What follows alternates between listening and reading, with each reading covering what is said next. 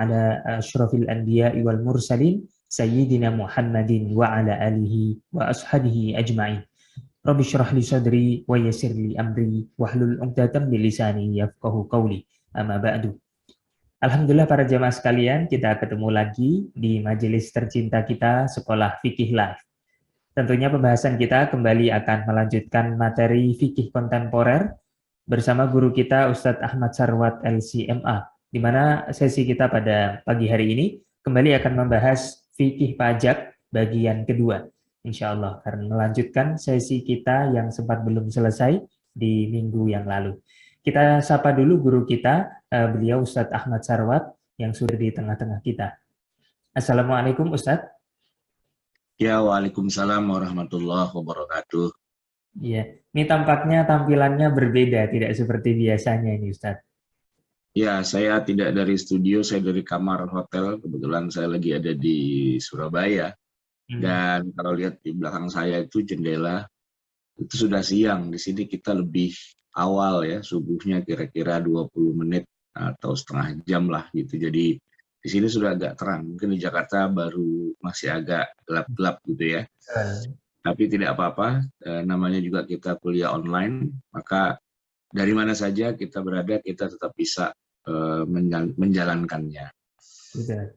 Ya, ini kuliah online jadi apa? Bagusnya kita tetap bisa dimanapun menjalankan. Oke. Di kajian fikih pajak ini Ustadz, kemarin kita sudah membahas pengertian pajak dan perbedaan pendapat mengenai boleh dan tidak boleh mengenai pajak yang sekarang ini. Nah, pada hari ini insya Allah kita akan bahas tentang pendapatan negara menurut Islam dan mungkin tolong di refresh dulu di website kita biar bukunya tidak ketinggalan, karena sampai tadi menjelang bahkan sesudah sholat subuh pun saya masih mengeditnya. Jadi tolong dicek, sudah 55 halaman itu sampai bab 6 harusnya, pajak di zaman modern. download. Kalau enggak di download ulang dari websitenya. Ya, sudah ada bab 6. Ya, sudah ada bab 6-nya ya. Kita akan mulai dari halaman. Sudah, Ustaz. Baik, jamaah sekalian, jadi setelah kita membahas 3 bab pada pertemuan sebelumnya, maka coba kita teruskan dengan 3 bab yang berbeda, 3 bab berikutnya. Dan nah ini dia nih masalahnya. Saya karena online-nya pakai handphone, jadi saya bisa merasakan ya bagaimana biasanya para jamaah yang ikut pakai handphone ya. Yang jelas gambar saya cukup besar, mungkin bisa sedikit dikecilin saja gambar saya ini, biar teksnya bisa lebih besar. Ustadz Fatur mungkin bisa bantu saya membuat biar teks halamannya itu lebih dominan, nggak usah pakai ada margin kanan, margin kiri, di fullkan saja, biar saya pun bisa membacanya. Ya, Ustaz. Ini Ustaz Akbar masih mengusahakan. Komputernya kadang-kadang nge-lag katanya, Ustaz. Jadi agak lama responnya. Ya, oke ya, tolong sambil dijalankan. Ya, oke. Kita mulai Ustaz Syihab, bab 4 pendapatan negara dalam sejarah Islam. Bismillahirrahmanirrahim. Bab 4 pendapatan negara dalam sejarah Islam. Di masa awal sejarah Islam, umat Islam belum mengenal pajak seperti yang kita kenal sekarang ini. Bahkan pajak juga belum dikenal di negara atau kerajaan lain di zaman yang sama. Padahal kalau kita perhatikan di masa sekarang,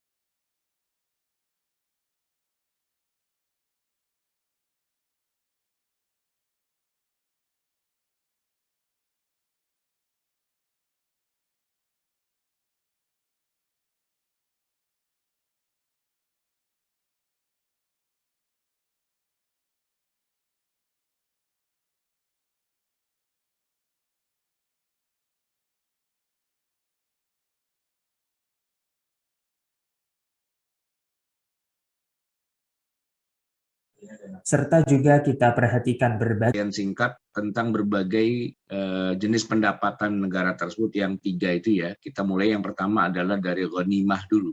Silakan Ustaz Syihab. apa negara. Berikut uraian singkat tentang berbagai ketiga jenis pendapatan negara tersebut. Yang pertama adalah ghanimah. Ghanimah adalah harta rampasan perang. Yang menarik untuk digarisbawahi bahwa harta rampasan perang selama masa para nabi dan rasul sebelum kenabian Nabi Muhammad SAW hukumnya haram dimakan dan juga najis. Oleh karena itu, ketika para nabi dan rasul di zaman terdahulu memenangkan peperangan, maka harta kekayaan milik musuh harus dimusnahkan sekalian. Caranya dengan dikumpulkan di tanah lapang untuk dijadikan persembahan kepada Allah Subhanahu wa taala. Tanda bahwa harta rampasan perang milik lawan itu telah diterima sebagai persembahan adalah dengan petir yang menyambar dan menghanguskan harta itu. Tapi ketentuan ghanimah seperti itu merupakan produk syariah lama. Eranya jauh sebelum era kenabian Muhammad SAW. Adapun hukum ghanimah sendiri di masa kenabian Muhammad, awalnya belum ada ketentuan hukum khusus tentang ghanimah. Sebab secara teknis posisi Nabi Shallallahu Alaihi Wasallam saat itu memang belum diperintahkan berperang melawan orang kafir. Yang diperintahkan hanyalah sebatas bersabar dan bersabar atas ujian. Belum ada perlawanan bersenjata, sehingga tidak ada kamus ghanimah di masa itu. Setelah 13 tahun dakwah di Mekah, Nabi Shallallahu Alaihi Wasallam dan para sahabat hijrah ke Madinah. Beliau tiba di Madinah pada bulan Rabiul Awal tahun pertama Hijriah. Lalu pada bulan Ramadan Hijriah terjadilah perang yang pertama dalam sejarah Islam, yaitu Perang Badar. Perang inilah yang kemudian menjadi sumber pendapatan utama negara Islam periode awal. Kemudian Tuhan Sabil, artinya ketahuan kekayaan. Ya, di masa kenabian, itu memang sumber kekayaan utama itu dari ghanimah. Banyak orang yang melakukan semacam penelitian gitu ya, teman-teman kita yang dari berdagang. Sebenarnya itu tidak keliru, hanya saja kalau kita bicara masa kapan Nabi berdagang, itu kan sebenarnya berdagangnya Nabi di masa sebelum jadi Nabi. Ketika beliau masih di ya masih di Mekah waktu itu, bahkan belum menikah dengan Khadijah gitu ya, dan sampai menikah dan sebagainya, itu memang Nabi berdagang ya. Tapi ketika Nabi sudah mulai diangkat jadi Rasul, kemudian hijrah ke Madinah, maka pembiayaan negara termasuk pemasukan dari seorang Nabi Muhammad itu dari hasil rampasan perang.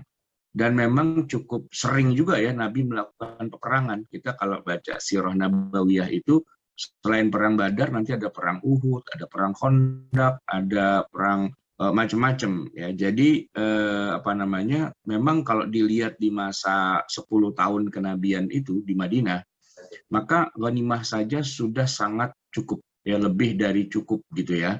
Belum lagi selain ghanimah nanti juga ada fai' gitu ya.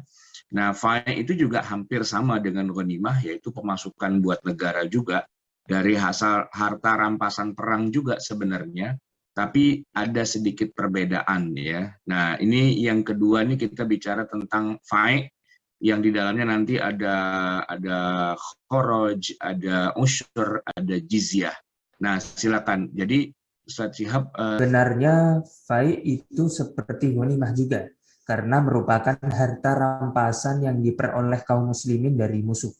Hanya saja perbedaannya, fai' didapat tanpa harus terjadinya pertempuran, karena musuh-musuhnya kabur duluan, menyelamatkan diri, dan harta benda mereka ditinggalkan begitu saja. Dengan demikian, dalam pembagiannya tidak ada hak tentara di dalamnya. Fai' pertama diperoleh Nabi dari suku Bani Nazir, suku bangsa Yahudi yang melanggar perjanjian Madinah. Allah Subhanahu wa taala berfirman, "Wa ma afa'a Allahu 'ala rasulihi minhum fama awjaftum 'alaihi min khairin wala كاذبوا ولكن الله يسلط رسله على من يشاء والله على كل شيء قدير. Artinya, dan apa saja harta rampasan atau fai yang diberikan Allah kepada Rasul-Nya dari harta benda mereka, maka untuk mendapatkan itu kamu tidak mengerahkan seekor kuda pun dan tidak pula seekor unta pun. Tetapi Allah yang memberikan kekuasaan kepada Rasul-Nya terhadap apa saja yang dikehendakinya. Dan Allah Maha Kuasa atas segala sesuatu. Secara teknis, para ulama membagi jenisnya menjadi 3 macam, yaitu kharaj, usyr, dan jizyah. Langsung kita baca, Ustaz, kharaj.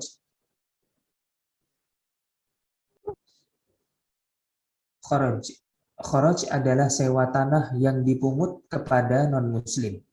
Contohnya yang terjadi perkebunan kurma milik Yahudi Khaybar. Ketika terjadi wilayah subur itu jatuh ke tangan kaum muslimin di tahun ke-7 Hijriah.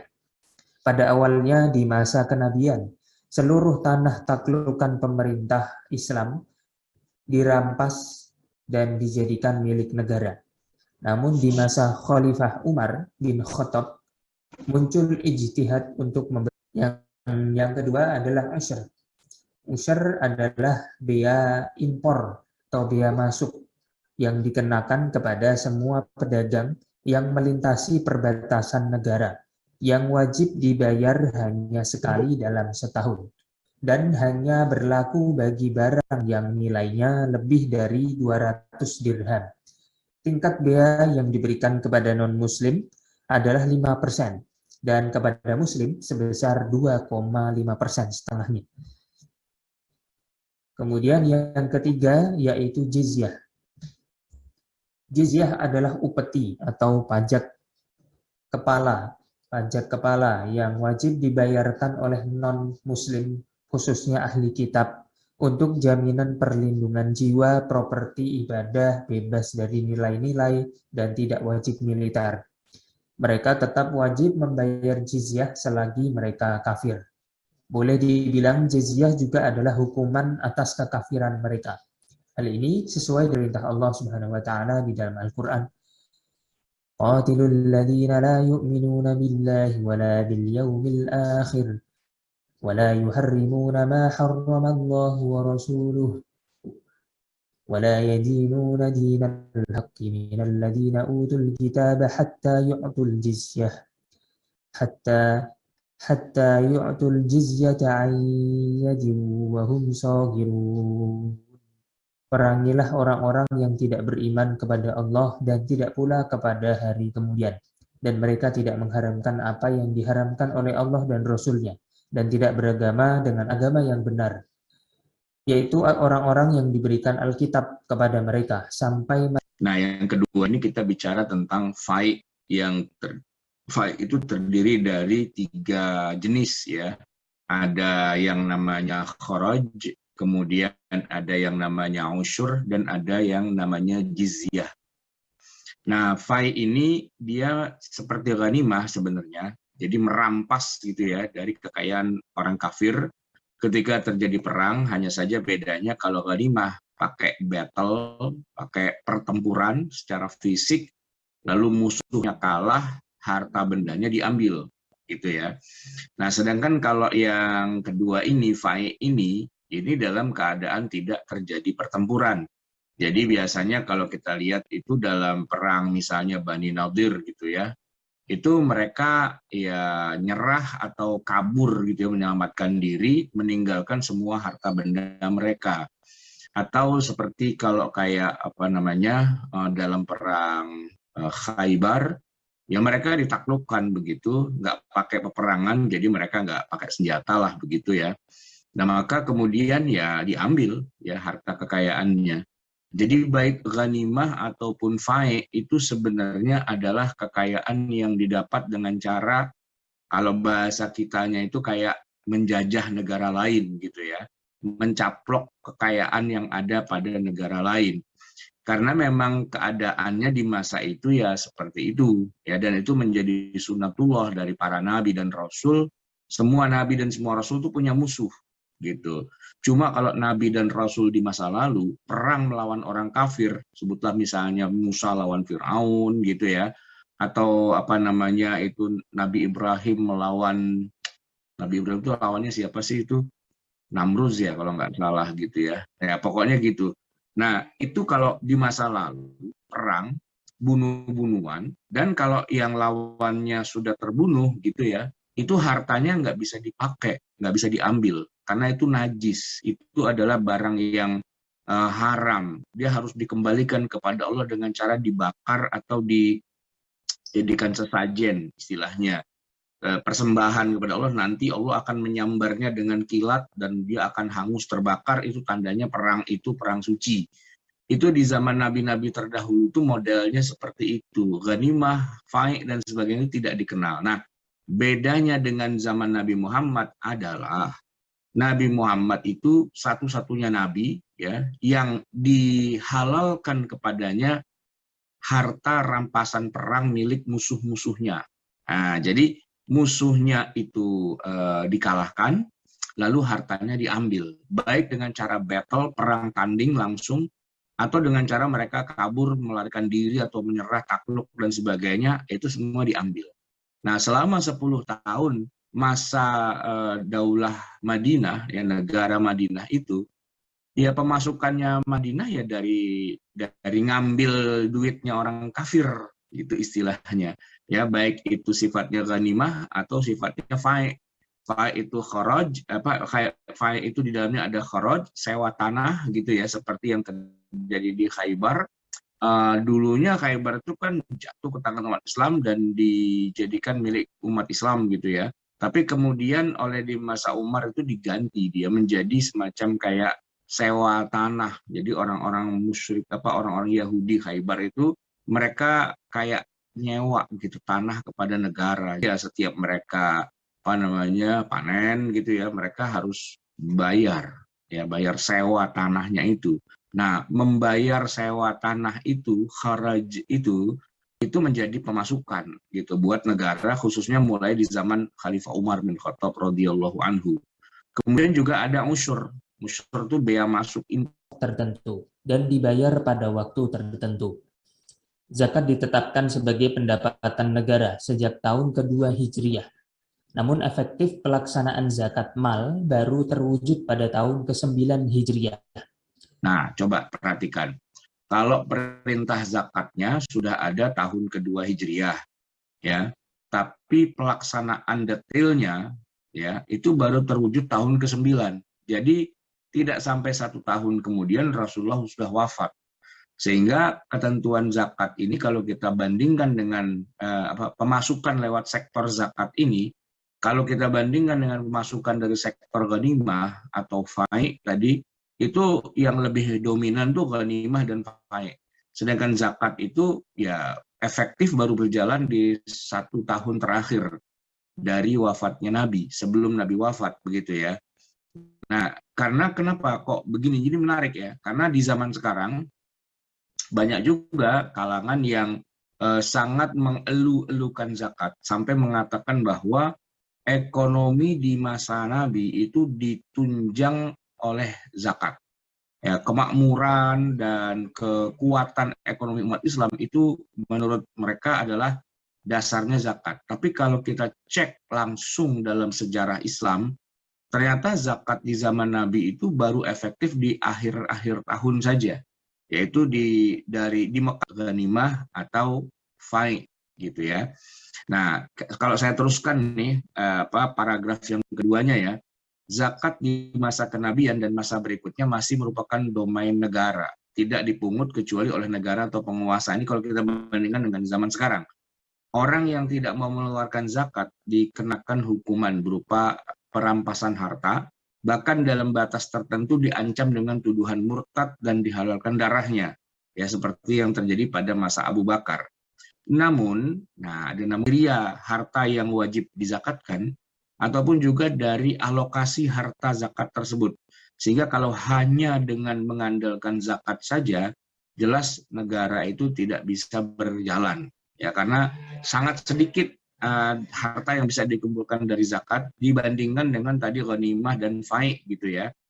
Nah, oleh karena itu kalau kalau dikatakan bahwa negara Madinah di masa Rasulullah itu ditopang dan didirikan, ditegakkan atas syariat zakat, sebenarnya perlu diteliti ulang gitu ya. Zakat sudah ada, tapi sebenarnya yang lebih menopang itu adalah ghanimah dan faidnya itu sendiri. Yang itu yang cukup besar gitu. Sedangkan zakat itu porsinya kecil saja. Dia hanya istilahnya kayak semacam pelengkap ya. Kalau melihatnya dari sisi pendapatan negara. Tapi kalau melihatnya dari sisi rukun Islam, ya itu nomor 3 setelah syahadat, sholat, kan zakat gitu ya. Kalau melihat secara sudut pandang kewajiban seorang muslim. Tapi kalau melihatnya dari sisi sejarah Nabi, sirah nabawiyah, apa peranan zakat di masyarakat Madinah di masa Rasulullah dibandingkan dengan ghanimah dan fa'i, itu peranannya tidak atau belum terlalu dominan sebenarnya. Nah, maka kalau kita lihat ya sebenarnya teorinya bukan zakat itu menopang kehidupan negara, tapi ghanimah dan kuliah kita di situ letaknya ya. Karena apa? Karena kalau di masa Nabi ada ghanimah, ada faid, itu kita harus memandangnya ya itu masa peperangan. Ya, di mana banyak musuh, musuhnya kaya dan dihajar musuhnya, kekayaannya diambil. Tapi kayak gitu kan nggak bisa terus-terusan dilakukan ya. Nah, kalau musuhnya sudah kalah, kekayaannya sudah diambil, wilayah Islam tambah meluas, lama-lama ghanimah pun akan punah juga. Begitu kekayaan negara itu mengandalkan zakat, zakat juga nggak terlalu besar sebenarnya gitu ya. Nah, kemudian kita masuk kepada bagian B, pendapatan tambahan ya. Nah, pendapatan tambahan ini istilahnya menambahi dari yang ghanimah dan fa'i itu ya. Coba silakan dibaca Ustaz Syihab. B. Pendapatan tambahan. Di samping yang diperoleh secara tidak tetap, misalnya gulul, kafaroh, lukotoh, wakaf, uang tebusan, humus, rikas, pinjaman, amwal fadla, nawaib, hadiah, dan lain-lain. Dengan sistem ekonomi Islam seperti demikian, negara mengalami surplus dan kejayaan, antara lain di zaman Khalifah Umar bin Khattab pada tahun 634 sampai 644. Kemudian Umar bin Abdul Aziz tahun 717 sampai 720. Dan sebagai puncak keemasan dinasti Abbasiyah adalah tatkala di bawah Khalifah Harun ar-Rasyid pada tahun 786 sampai 803. Ya.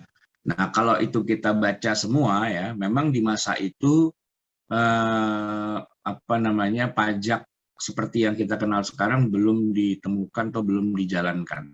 Ya, pertama karena beberapa jumlah penduduknya belum begitu banyak ya, kemudian juga kebutuhannya juga belum begitu besar gitu ya, dan sumber-sumber negara dari yang tadi, dari ghanimah, dari fa'i itu masih subur gitu ya, masih bisa. Belum ditambah maaf sekalian yang dirahmati Allah, kan kita bicara fikih kontemporer berarti kita bicara perubahan zaman. Zaman itu kemudian berubah ya. Sumber-sumber pendapatan negara yang dulunya mengalir deras ya, pada suatu ketika mengalami surut juga gitu, mengalami kekeringan juga, paceklik juga, sehingga sudah tidak bisa diharapkan lagi untuk bisa mengalirkan ya, mengairi ya kebutuhan hidup masyarakat gitu ya. Nah, dengan itu maka ya ini jadi masalah kemudian. Makanya kita akan masuk kepada bab 5 nih Ustadz Syihab, yang bicara munculnya pajak dalam Islam. Jika terjadi kondisi kas negara kekurangan atau kosong, maka negara tetap wajib mengadakan 3 kebutuhan pokok rakyatnya, yaitu keamanan, kesehatan, dan pendidikan. Jika kebutuhan rakyat itu tidak diadakan dan dikhawatirkan akan muncul bahaya atau kemudaratan yang lebih besar, maka khalifah diperbolehkan berhutang atau memungut pajak atau dzaribah. Salah satu dalil yang dijadikan dasar sebagai salah satu sumber kekayaan negara. Yang menjadi pertanyaan kemudian adalah mengapa saat itu belum ada pajak? Lalu bagaimana ceritanya sehingga sampai muncul pajak?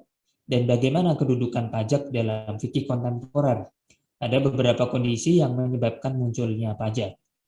Yang pertama, negara semakin besar ghanimah dan faid berkurang. Di masa kenabian dan masa para sahabat, kebutuhan negara belum begitu besar, karena luas negara saat itu hanya sebatas wilayah kecil Madinah saja. Penduduknya hanya sekitar antara 15.000 hingga 30.000 orang saja. Pendapatan negara dari hasil ghanimah dan faid saja sudah lebih dari cukup untuk membiayai berbagai pengeluaran umum negara. Namun kemudian setelah itu terjadi perluasan negeri Islam. Wilayahnya menjadi semakin besar dan jumlah penduduknya juga semakin bertambah. Tentu saja dana yang dibutuhkan negara menjadi bertambah banyak, sehingga pemasukan dari ghanimah dan faid saja tidak lagi mencukupi. Nah, itu dia. Jadi penyebab pertama adalah negara semakin besar. Karena ya ekspansi penyebaran agama Islam itu memang sangat intens ya. Jadi yang tadinya Islam itu hanya menduduki wilayah Madinah saja, tiba-tiba menjadi menguasai begitu banyak negara yang lain ya. Dan penduduknya menjadi ya jumlahnya sangat banyak.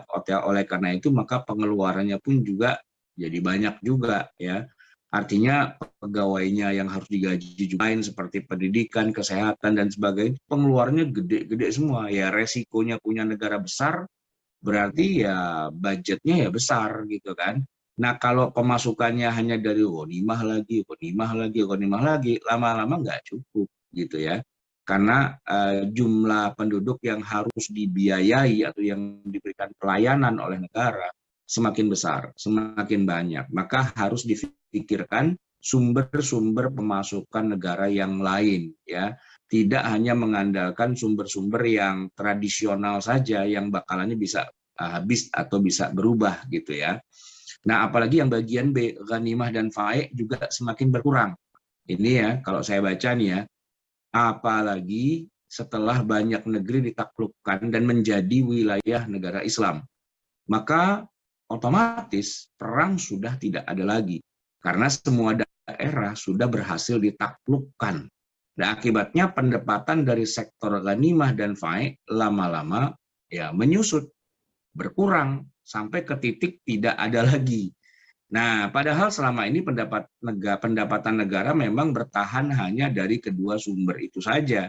Kalau sumbernya menyusut dan lama-lama kering kerontang, maka harus difikirkan sumber-sumber pemasukan negara dari sektor yang lain. Kalau tidak, bagaimana nanti negara harus membiayai berbagai macam kepentingan negara? Ya seperti menggaji pegawai, pasukan, menggaji pasukan tentara, mengadakan fasilitas umum, seperti rumah sakit, jalan raya, penerangan, irigasi, biaya pendidikan, gaji guru, gedung sekolah, banyak gitu ya. Nah, padahal pada akhirnya tadi ghanimah dan faid itu sudah kering, sudah nggak ada karena wilayah semua sudah ditaklukkan, sudah jadi negeri Islam. Sekarang tinggal apa nih yang mau dikerjain gitu. Kalau dulu masih kafir, kita hajar habis, kita ambil. Nah, sekarang mereka sudah Islam semua, masa kita perangi lagi ya kan nggak mungkin gitu ya. Baik, kemudian mungkin ada pertanyaannya begini, tapi kan masih ada zakat gitu. Nah, di sini akan kita bahas nih di halaman berikutnya, halaman 43, terbatasnya tujuan penggunaan zakat. Begini ya, sungguh pun penerimaan zakat meningkat karena makin bertambahnya jumlah kaum muslimin, ya kan banyak wilayah negeri yang sudah ditaklukkan dan penduduknya pada masuk Islam. Berarti kan yang bayar zakat semakin banyak dong ya. Oke. Namun, nah zakat itu punya aturan ketat yang tidak bisa diganggu-gugat. Zakat hanya boleh disalurkan kepada 8 asnaf saja. Ya 8 mana sih ini 8 ya. 1, 2, 3, 4, 5, 6, 7, 8. Hanya 8 asnaf saja. Ya, tidak boleh digunakan misalnya untuk kepentingan umum seperti menggaji tentara, itu nggak boleh. Membuat jalan raya, itu nggak boleh. Bahkan membangun masjid, madrasah, dan rumah sakit dan sebagainya itu nggak boleh gitu. Karena emang sudah ditetapkan di dalam ayat Al-Quran. Setiap bisa baca ayatnya silakan. Bismillahirrahmanirrahim. إنما الصدقات للفقراء والمساكين والعاملين عليها والمؤلفة قلوبهم وفي الرقاب والغارمين وفي سبيل الله وابن السبيل فريضة من الله والله عليم حكيم. Artinya sesungguhnya zakat-zakat itu hanyalah untuk orang-orang fakir, untuk memerdekakan budak, orang-orang yang berhutang untuk jalan Allah, dan untuk mereka yang sedang dalam perjalanan, sebagai suatu ketetapan yang diwajibkan Allah Subhanahu wa taala, dan Allah Maha mengetahui lagi Maha bijaksana. Nah, bahkan ya di halaman berikutnya itu ya, bahkan Nabi SAW itu juga yang sebagai kepala negara itu mengharamkan diri beliau dan keturunannya dari uang zakat. Bayangin ya, ada ketentuan bahwa harta zakat itu haram bagi Rasulullah, bagi istri-istrinya, bagi anak-anaknya, dan zuriyah keturunannya. Ini menunjukkan bahwa zakat itu nggak bisa dipakai sembarangan. Nabi aja nggak mau makan zakat, ya kan? Zakat juga ada batasan waktu atau haul, yaitu setahun, dan kadar minimum. Itu tidak bisa sewaktu bisa. Jadi itu negara adalah ya awal sebab hadapan ketentuan Allah yang membatasi zakat asnaf saja dalam Al-Quran sekali gitu ya.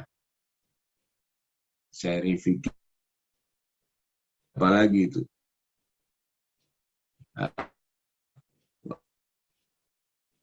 Fikih muslim. Kita biarin iklan membacain. Iya. Iuran penduduk. Dengan semakin terbatasnya zakat serta dengan semakin berkurangnya pemasukan negara dari ghanimah dan fai, maka harus diupayakan sumber-sumber pemasukan yang lain. Dan alternatif yang paling mudah adalah dengan cara patungan atau iuran dari seluruh penduduknya. Bisa diibaratkan dengan sumber keuangan masjid di Indonesia, rata-rata bersumber dari jamaah sholat 5 waktu. Kita secara tradisional mengenal kotak amal yang berjalan berkeliling. Kadang ada petugas yang membawa kotak itu berkeliling. Kadang kotak itu didorong secara bergantian dari satu orang ke orang yang lain. Memang biasanya uang yang masuk ke kotak amal itu hanya uang receh saja. Tapi kalau semua jamaah ikut memasukkan uang-uang recehnya ke kotak amal, lama-lama kotak amal itu penuh juga. Khususnya apabila usai Jumatan. Kotak-kotak amal itu dibuka dan dihitung oleh pengurus masjid. Diam-diam hasil dari pemasukan kotak amal itu lumayan besar juga, sehingga segala kebutuhan masjid bisa dipenuhi dari kotak amal masjid. Kurang lebih dengan logika yang sama, pajak di setiap negara dijalankan. Intinya kebersamaan seluruh warga negara yang menyisihkan sebagian dari harta mereka, meski nilainya per orang tidak terlalu banyak, tidak terlalu besar. Namun karena semua penduduk ikut berpartisipasi di dalamnya, maka hasilnya juga besar, sehingga bisa menutup kebutuhan negara. Inilah hakikat mendasar dari filosofi pajak negara.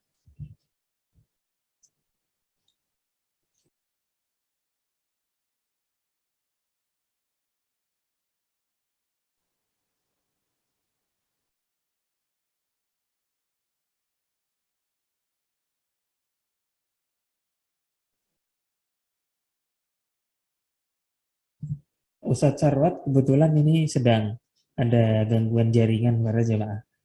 Jadi kita ada mohon ditunggu sebentar. Oke, saya sudah online lagi. Ya, Ustadz, tadi saya sudah membacakan iuran penduduk. Ini perlu saya Ya. baca ulang. Nggak apa-apa. Jadi saya akan jelaskan gini. Tapi gambar saya sudah masuk ya, Ya, sudah. dan suara sudah masuk. Oke. Jadi jamaah sekalian, eh, maka jalan yang paling mudah buat menambah atau memasuk pendapatan negara ya itu adalah dengan cara iuran, ya iuran penduduk lah begitu. Nah, adalah coba di halaman berikutnya di Quebec ya. Jadi seperti tadi ya dibacakan, seperti kita punya masjid ya. Mungkin bisa menjadi semacam contoh ya. Pajak itu dipungut oleh negara itu kira-kira seperti jamaah mengumpulkan dana ya rame-rame bareng-bareng untuk bikin masjid dan mengelola masjid ya. Bikin masjid biasalah ya, kita minta sumbangan dari masyarakat, dari jalanan, dari proposal, dari bikin kegiatan apa dan sebagainya macam-macam gitu. Nah, kemudian ketika masjid sudah jadi, untuk menjalankan atau istilahnya memanage masjid itu kan butuh ya, misalnya untuk katakanlah biaya kebersihan, untuk listrik, untuk apa namanya kegiatan dan macam-macam itu kan butuh dana, ya kan? Nah, beda dengan masjid-masjid di Timur Tengah, di masjid di Indonesia itu semua rata-rata modal dengkul dalam arti kita sebagai kaum muslimin, sebagai jamaah masjid itu kita patungan. Ya patungannya tuh masukkan uang ke kotak amal gitu ya. Masukkan uang ke kotak amal. Nah, dari kotak amal itulah kemudian kita bisa membiayai masjid itu. Jadi dari kita untuk kita gitu kan. Nah, kira-kira pajak yang dijadikan sebagai alternatif dari negara-negara besar bahkan negara kayak Amerika, kayak negara-negara Eropa, negara-negara yang maju tuh sekarang mereka menggunakan itu. Jadi ya iuran sebenarnya kayak kotak amal dan ternyata gede itu walaupun nilainya tiap orang kecil-kecil ya kan. Kotak amal itu kan cuma berapa sih orang ngasih duit di kotak amal paling 1.000, gede 50.000 ya kan. Nah gitu. Tapi kalau semua rakyatnya ikut, nah gitu ya kan. Walaupun cuma uang receh ya, walaupun cuma uang pecahan, tapi kalau semuanya ikut berpartisipasi, ya tentu akan jadi gede, akan jadi besar. Makanya nih Ustaz Syihab nih, sebagai contoh aja ya, bagaimana di dalam apa namanya, di dalam istilahnya gini, kita sering melihat kan ada fenomena pengemis ya, pengemis istilahnya gepeng ya, gelandangan dan pengemis gitu ya. Itu udah kayak mafia gitu di Jakarta khususnya. Waktu menjelang Ramadan kayak kita sekarang ini itu mereka kayak udah ada koordinatornya, bahkan sudah ada yang namanya eh, operatornya gitu ya, sudah ada pemikirnya gitu yang ngatur gitu. Kamu di perempatan mana, kamu di perempatan mana, kamu di pasar mana, di mana-mana gitu. Itu sudah ada IO-nya, event organizer-nya gitu kan. Nah, pertanyaannya kan begini, kok menjamur ya kayak gitu-gitu. Dulu kan ada topeng monyet tuh, masih ingat nggak Ustadz Syihab? Topeng monyet di mana-mana itu. Iya. Kalau sekarang itu apa namanya Ondel. ondel-ondel. Ya banyak itu kan ondel-ondel Betawi. Terus ini manusia silver, gitu. Atau Spiderman, Iron Man itu semua turun ke jalan. Ya kan, coba perhatikan jalanan di Jakarta. Wah, itu pada ngapain di perempatan jalan? Pada minta-minta duit kan, pengamen gitu. Kalau dulu kan pengamen, nah sekarang tuh dengan aneh-aneh gitulah, kreatif sih sebenarnya. Tapi coba pikirkan, itu apa sih yang mereka cari sebenarnya? Kan cuma receh. Iya sih, cuma receh. Tapi receh itu kalau dikumpulkan jadi banyak. Gitu. Itu satu ya fenomenanya. Yang kedua, Pak Ogah. Iya, tahu. Ya Pak Ogah, yang suka bikin macet jalanan itu loh. Kesannya dia ngatur lalu lintas, padahal dia bikin macet gitu kan. Nah, Pak Ogah itu ya walaupun apa ya cuman duit sekecil itu tapi kan orang yang lewat situ kan 24 jam nggak berhenti gitu kan ya, jadi dari receh itu juragannya bisa jadi kaya raya dan mereka bukan sesuatu yang istilahnya sendiri-sendiri tapi terorganisir, ada setoran gitu walaupun kecil gitu ya tapi jadi setoran. Terus tambah lagi misalnya parkir liar. Nah, kita udah pernah bahas nih Ustaz Shihab masalah parkir liar. Parkir liar itu nilainya gede banget gitu.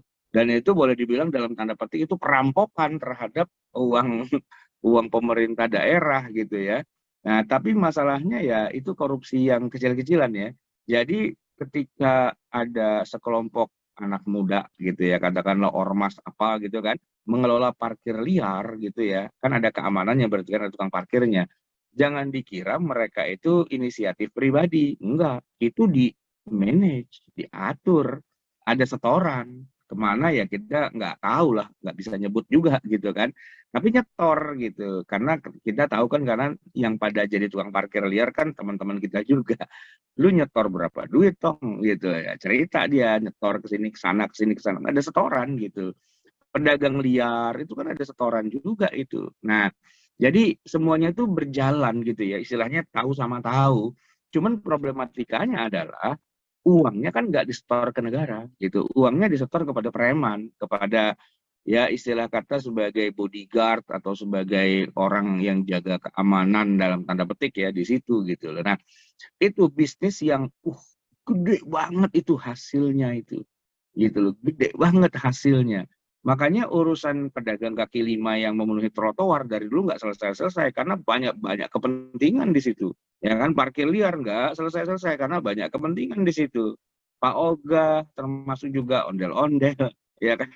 Kemudian apa Iron Man turun ke jalan gitu. Itu gede hasilnya.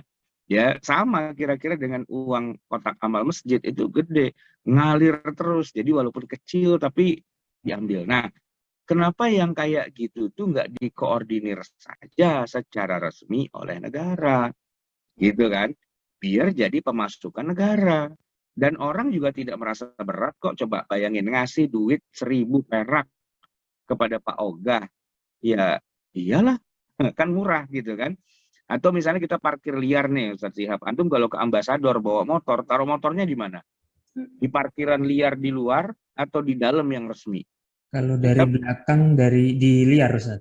nah, iya, yang di belakang tuh parkir liar gitu ya kan. Nah, itu nggak pakai jam itu setiap dari pagi sampai sore juga santai aja, nggak ada urusan kan. Nah, ketimbang kalau antum masuk ke dalam tuh yang pakai tiket beneran pakai apa, itu pakai jam itu antum lama di situ ya kena lebih mahal gitu. Sebenarnya kalau parkir liar kan enggak. Nah, parkir liar itu lebih murah dan lebih praktis pastinya gitu kan.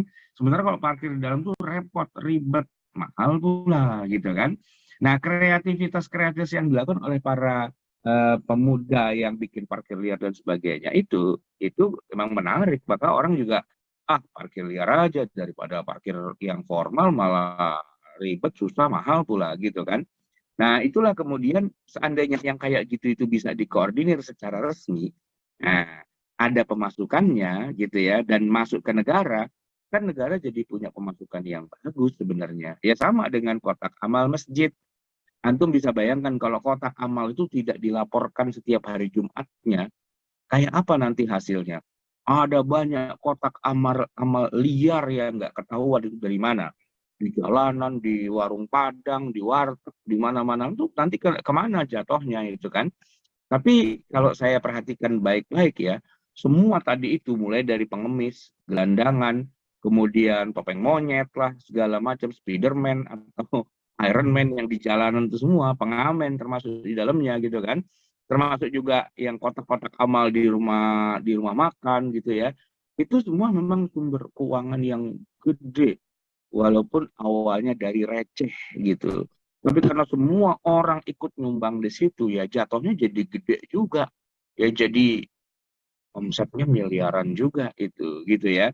Nah, cuman sayangnya kalau itu dibiarkan hanya ya kepada orang-orang liar gitu ya, ya nggak jadi apa-apa. Cuma menggemukkan para bos-bos preman aja kan. Nah, gimana kalau itu semua bisa ditarik mana dikelola oleh negara? Kan harusnya itu lebih bagus gitu dan potensinya juga lebih besar dibandingkan misalnya kita harus perang gebukin negara lain ngerampas hartanya. Ya kalau di zaman Nabi mah wajar orang kafir musyrikin Mekah digebukin ambil hartanya, orang Yahudi gebukin ambil hartanya. Sekarang kita mau gebukin siapa? Nggak ada orang kafir yang mau kita gebukin gitu dan kita rampas hartanya. Kita udah hidup di zaman yang sudah tidak perlu lagi ada begitu-begituan gitu ya. Nah, terus pemasukannya dari mana? Ya tadi, dari receh-receh yang kita kumpulkan.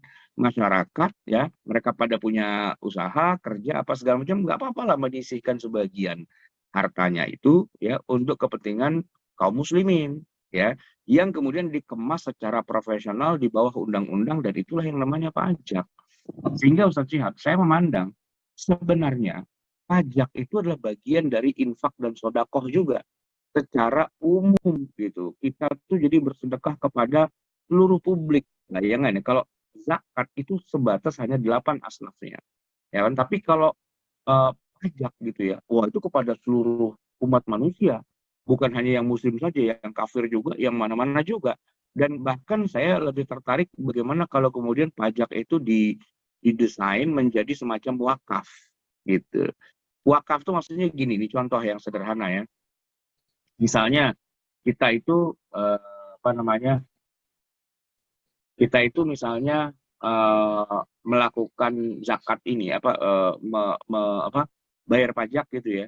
Tapi dibikin akadnya adalah bahwa kita nabung ya, nabung tabungan di situ dan kemudian tabungan itu menjadi jumlah besar dan diakadkan sebagai wakaf.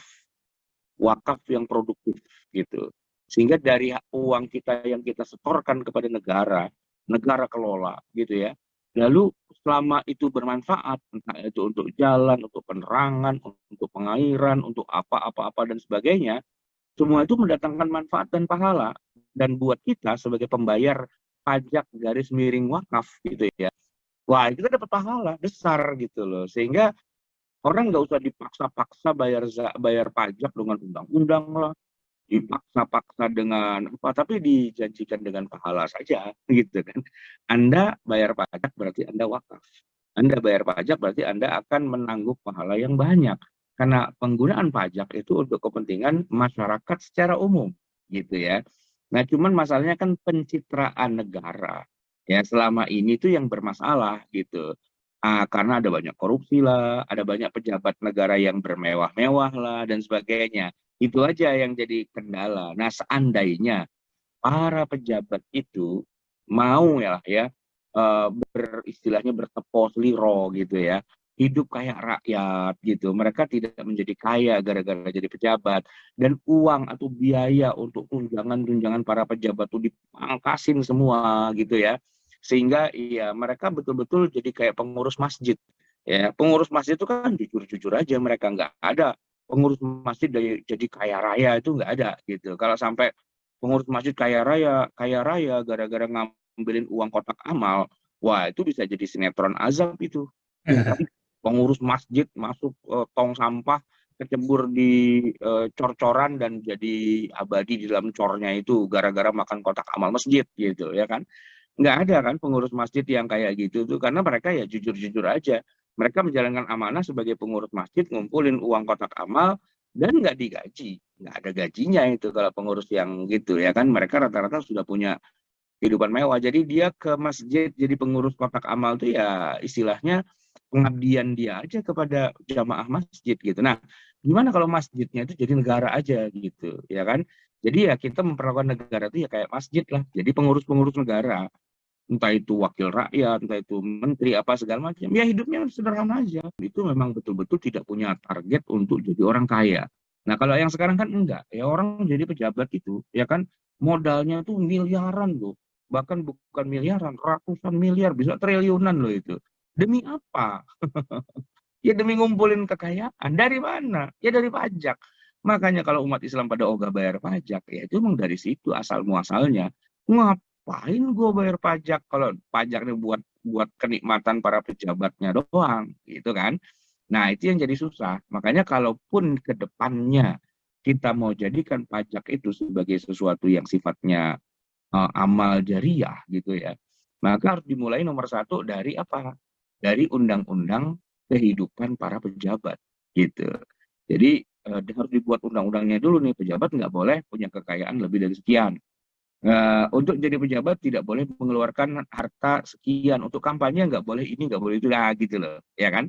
Jadi kalaupun ada seorang yang terpilih itu bukan karena dia ngetop gitu, bukan karena dia orang kaya, bukan karena ada bohir-bohir yang membiayainya, tapi memang karena kemampuannya dia gitu loh, ya kan? Dari kemampuan kecakapannya dia, bukan karena dibiayai itu balihonya banyak seluruh Indonesia gitu kan. Kita milih apa gitu, milih Fata Morgana, ngapain gitu. Nanti kalau jadi pejabat hidupnya kaya raya, ngumpulin kekayaan buat dirinya saja gitu kan. Terus kita disuruh membiayai semua itu dari pajak gitu ya orang pada nggak mau pastinya, ya kan? Nah, punya pemasukan negara yang diangkat oleh bersama-sama, yaitu dengan iuran atau pajak rakyat. Cuman kalau rakyatnya nggak percaya sama para kehidupan para pejabatnya, ya susah juga, ya kan? Pendapatan negara dari pajak itu agak susah juga. Makanya muncul apa gini gambaran bahwa pajak itu haram gitu. Nah, kita bayar pajak karena kita terpaksa aja. Kalau kita bisa nggak usah bayar juga nggak usah bayar, begitu kan? Nah, itu kondisi yang muter-muter tuh nggak ketahuan mana kepalanya, mana ekornya gitu. Tapi kalau saya sih berpikir begini, kalau ada contoh dari pejabat yang bisa hidup sederhana, apa adanya, tidak menumpuk kekayaan, dan kehidupan sehari-harinya tuh biasa-biasa aja, ya bisa kita bongkarlah rumahnya dengan YouTuber gitu. Ayo kita datang ke rumahnya si pejabat itu, ya kan? Kampanye tuh pakai YouTube aja gitu loh. Ayo, jadi YouTuber-YouTuber yang profesional suruh datang ke rumahnya, suruh ya kita bedah aja rumahnya, kekayaannya apa yang punya. Nah, dari situ kita bisa menilai ini calon anggota DPR, calon menteri, calon pejabat, calon apalah bupati dan sebagainya. Kehidupan keseharian itu sebenarnya sederhana apa enggak sih? Nah, gitu kan. Nah, yang sederhana-sederhana, yang nggak punya target untuk mencapai kekayaan, gitu-gitu semua, oke lah kita ambil gitu kan, kita jadikan pemimpin. Nah, yang jelek-jelek nggak usah gitu. Itu sebenarnya dari pajak itu bisa seharusnya. Oke, kita masuk ke halaman berikutnya ya, Sob Siap. Sumber daya alam. Oke. Sumber daya alam. Sedangkan untuk di masa modern ini, sumber kekayaan negara bisa menjadi alternatif. Sumber kekayaan negara yang bisa menjadi alternatif adalah sumber kekayaan negara. Apalagi di beberapa negara muslim ditemukan sumber daya alam yang melimpah seperti minyak bumi, batu bara, gas, dan lain-lain. Namun jangan dilupakan bahwa semua itu tetap masih punya banyak kelemahan. Di antara kelemahannya adalah yang pertama perlu diolah. Semua sumber daya kekayaan alam itu masih merupakan potensi saja, tidak tersedia dan langsung bisa tidak langsung tersedia dan langsung bisa dinikmati begitu saja. Kekayaan alam itu ternyata masih harus diolah dengan menggunakan modal besar, teknologi tinggi, serta proyek raksasa. Tanpa hal itu, maka potensi alam hanya akan menjadi mubazir dan sia-sia. Masalahnya semua itu butuh kerjasama dengan perusahaan dari mancanegara. Kemudian sumber yang bisa habis. Sumber kekayaan alam itu umumnya bukan sumber yang bisa diperbaharui. Sekali digunakan, maka untuk selamanya sudah tidak ada lagi, tidak bisa lagi digunakan. Sehingga kekayaan berupa minyak bumi, gas, batu bara akan habis juga. Ya, oke ya. Jadi ya mau nggak mau harus ada alternatif yang lain gitu ya. Di mana selain dari apa namanya kekayaan alam gitu ya, juga ada pajak gitu. Kekayaan alam itu sendiri kalau secara sekilas sih ya memang bisa untuk menutupi kebutuhan. Tapi kalau kita lihat nanti ada kerajaan Saudi Arabia atau Uni Emirat Arab yang memang awalnya punya banyak minyak, tapi kemudian kehabisan juga. Mereka mau nggak mau harus punya sumber pendapatan negara yang lain. Baik, Ustaz Syihab, ini sudah 47 menit berjalan. Sekarang kita masuk pada bab yang terakhir ya, yaitu pajak di zaman modern, bab 6. Ya. Silakan Ustaz Syihab, kita baca yang bagian A-nya, pajak pada masa lalu dan masa kini. Pajak masa lalu dan masa kini. Pajak adalah salah satu pendapatan negara. Setidaknya untuk ukuran negara, semua negara punya pendapatan dari pajak. Bahkan salah satu tolak ukur kemajuan sebuah negara bisa diketahui dari pajaknya. Sebab adanya pajak itu justru menunjukkan pertumbuhan ekonomi yang pesat, tingkat kesejahteraan yang tinggi, dan pendapatan yang baik. Barangkali paradigmanya berbeda dengan kondisi di masa lalu, di mana pajak yang mencekik itu menunjukkan kediktatoran sang penguasa. Sedangkan di masa modern ini, Pajak itu didasarkan pada undang-undang yang disahkan oleh wakil rakyat dan dijalankan oleh eksekutif atau pemerintah. Sehingga tinggi rendahnya pajak tidak bisa disamakan dengan kediktatoran seperti di masa lalu. Tinggi rendahnya pajak itu justru menjadi tolak ukur kekuatan ekonomi suatu negara, dengan asumsi bahwa apabila ekonomi suatu negara maju, maka pajaknya pun lancar jaya. Sebaliknya, bila keadaan ekonomi suatu negara itu lesu tak bergairah, maka bukan solusi untuk meningkatkan ekonomi. Pajak bukan solusi untuk meningkatkan ekonomi. Justru malah jadi beban besar. Ya, jadi kalau zaman dulu kita bicara pajak, yaitu yang tergambar di kepala kita adalah penjajahan, ya, perampasan. Rakyatnya disiksa, dicerca dengan pajak yang berat, yang dicekik lah gitu oleh penguasa yang zalim. Itu kalau kita ngomongin di masa-masa kerajaan monarki yang absolut gitu ya, yang rakyatnya diperas demikian rupa gitu. Tapi kalau kita ngomong hari ini, kerajaan-kerajaan yang monarki absolut itu udah pada bubar, udah selesai. Ya, era para raja berkuasa itu sudah selesai. Sekarang ini adalah era di mana para budak itu menjadi raja. Ini persis seperti gambaran Rasulullah SAW bahwa para budak sayyidnya gitu ya. Ya coba aja lihat Amerika. Orang Amerika dulu itu ketika bangun negara pertama, mereka bawa budak-budak Afrika loh. Dari Afrika tuh mereka teng-teng itu budak, ya kan? Mereka jual, belikan budak, mereka paksa, mereka pekerjakan para budak dan sebagainya, ya kan? Padahal mereka itu sebenarnya sudah bikin negara modern maunya sih sebenarnya awal mulanya. Dari Eropa yang kerajaannya kayak gitu, mereka pada lari ke Amerika. Nah, tapi masih bawa budak gitu. Tapi menariknya adalah gini, perkembangan berikutnya adalah budak-budak itu akhirnya kemudian mendapatkan hak dan kebebasannya, lalu bahkan sampai jadi presiden gitu ya. Presiden Obama itu presiden budak gitu. Jadi ya sekarang sudah tidak ada lagi yang namanya raja, diktator berkuasa, itu sudah tidak ada. Ya, di dunia ini tidak ada lagi diktator. Siapapun orang bisa yang berkuasa itu bisa dengan mudah dijatuhkan oleh rakyatnya. Ya, mungkin kalau boleh disebut sekarang diktator paling adanya di mana? Korea Saya kira Utara. di Rusia, di Putin itu juga bukan diktator gitu. Dia bisa dijatuhkan gitu ya. Siapa yang nggak bisa dijatuhkan? Semua para rezim diktator-diktator besar dunia itu sudah punah sekarang ini. Kalau kita ngomongnya masih ya 100 tahun yang lalu, 50 tahun yang lalu, iya gitu. Mungkin Korea Utara kali ya, siapa? Un. Kim Jong Un siapa sih namanya gitu ya. Kita nggak tahu lah ya. Nah, tapi sebagian besar diktator dunia itu boleh dibilang sudah punah. Jadi cerita tentang raja memeras uang rakyatnya gitu tuh, wah itu udah ketinggalan zaman itu cerita zaman Cinderella gitu. Zaman sekarang enggak. Zaman sekarang rakyatnya lah yang berkuasa gitu kan. Ya dengan cara dipilih, dengan cara parlemen, dengan cara perwakilan, dengan apa dan sebagainya. Lalu perwakilan rakyat itulah kemudian menyepakati, oke kalau gitu kita sepakat ya, kita pada bayar pajak nih gitu. Maka jadilah pajak itu. Jadi kalau kita ngomong pajak hari ini kok dengan disamakan dengan pajak zaman dulu, ya Anda salah tahun hidupnya gitu. Salah konsep. Ya kalau zaman-zaman dulu iya pajak itu adalah perampasan, ya penyiksaan dari raja-raja kepada rakyatnya. Di hari ini rajanya saja sudah nggak ada, kerajaannya pun sudah bubar, dan pajak itu diaudit ya menjadi APBN negara, pengeluarannya ya ketahuan. Nah, kalaupun ada orang ngemplang pajak, atau bukan ngemplang sih kalau menurut saya ya, tapi menyalahgunakan pajak yang seharusnya dia pakai untuk sebagai ya istilahnya amanah gitu kan, tapi dia tidak amanah, dia markup, dia gelapkan, dia apa dan sebagainya. Nah, itu yang haram, berarti kan korupsi gitu kan. Nah, insya Allah nanti setelah kita ngomongin pajak nih ke depan kita akan ngomongin korupsi gitu ya. Karena korupsi di zaman dulu nggak ada, karena ya siapa yang mau korupsi? Raja, emang raja perampok gitu kan. Tapi kalau sekarang yang bukan raja jadi penguasa, ya kan. Nah, yang jadi penguasa ini kadang-kadang moralnya nggak bener nih. Jadi diberi amanah suruh ngatur uang rakyat malah dipakai buat kepentingan dirinya, kelompoknya.